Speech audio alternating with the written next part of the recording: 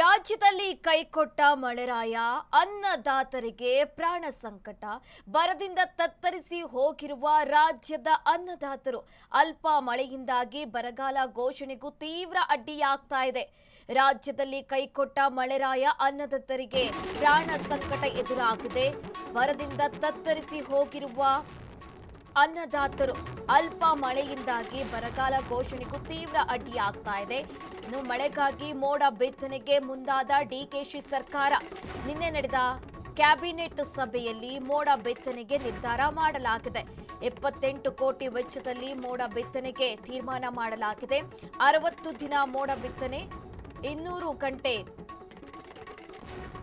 ವೈಮಾನಿಕ ಹಾರಾಟ ಕೂಡ ನಡೆಸಲಿದೆ. ರಾಜ್ಯದಲ್ಲಿ ಕೈಕೊಟ್ಟು ಮಳೆರಾಯ ಅನ್ನದಾತರಿಗೆ ಸಂಕಷ್ಟ ಎದುರಾಗಿರುವಂತಕ್ಕದ್ದು. ಅಲ್ಪ ಮಳೆಯಿಂದಾಗಿ ಬರಗಾಲ ಘೋಷಣೆಗೂ ಕೂಡ ತೀವ್ರ ಸಂಕಷ್ಟ ಎದುರಾಗ್ತಾ ಇರುವಂತಕ್ಕದ್ದು.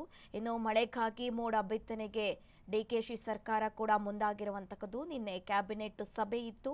ಈ ಸಭೆಯಲ್ಲಿ ಮೋಡ ಬಿತ್ತನೆಗೆ ನಿರ್ಧಾರ ಮಾಡಲಾಗಿದೆ. 28 ಕೋಟಿ ವೆಚ್ಚದಲ್ಲಿ ಮೋಡ ಬಿತ್ತನೆಗೆ ಕ್ಯಾಬಿನೆಟ್ ಒಪ್ಪಿಗೆ ನೀಡಿರುವಂತಕ್ಕದ್ದು. 60 ದಿನ ಮೋಡ ಬಿತ್ತನೆ, 200 ಗಂಟೆ ವೈಮಾನಿಕ ಹಾರಾಟ ನಡೆಯಲಿರುವಂತಕ್ಕದ್ದು. ರಾಜ್ಯದಲ್ಲಿ ಮಳೆರಾಯ ಕೈಕೊಟ್ಟಿದ್ದ ಹಿನ್ನೆಲೆ ಅನ್ನದಾತರು ಕಂಗಾಲಾಗಿರುವಂತಕ್ಕದ್ದು. ಮಳೆ ಕೊರತೆ ಹಿನ್ನೆಲೆ ರಾಜ್ಯದಲ್ಲಿ ಮೋಡ ಬಿತ್ತನೆ ಕಾರ್ಯಕ್ರಮ ಜಾರಿಗೊಳಿಸಲು ಸರ್ಕಾರ ಆದೇಶ ಹೊರಡಿಸಿದೆ. ಪ್ರಸಕ್ತ ವರ್ಷದಲ್ಲಿ ಮೋಡ ಬಿತ್ತನೆಗೆ ಸಂಪುಟ ಸಭೆಯಲ್ಲಿ ಆಡಳಿತಾತ್ಮಕ ಅನುಮೋದನೆ ನೀಡಲಾಗಿದೆ.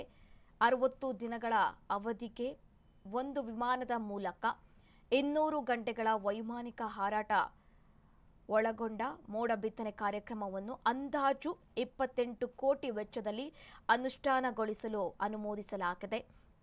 ಕರ್ನಾಟಕ ರಾಜ್ಯ ನೈಸರ್ಗಿಕ ವಿಕೋಪ ಉಸ್ತುವಾರಿ ಕೇಂದ್ರ ವರದಿಯ ಪ್ರಕಾರ ರಾಜ್ಯದಲ್ಲಿ ಜೂನ್ ತಿಂಗಳಿಂದ ಇಲ್ಲಿಯವರೆಗೆ ನೈಋತ್ಯ ಮುಂಗಾರಿನಲ್ಲಿ ಒಟ್ಟಾರೆಯಾಗಿ 31% ಮಳೆ ಕೊರತೆ ದಾಖಲಾಗಿದ್ದು, 29 ಜಿಲ್ಲೆಗಳ 188 ತಾಲೂಕುಗಳಲ್ಲಿ ಮಳೆ ಕೊರತೆ ಆಗಿದೆ.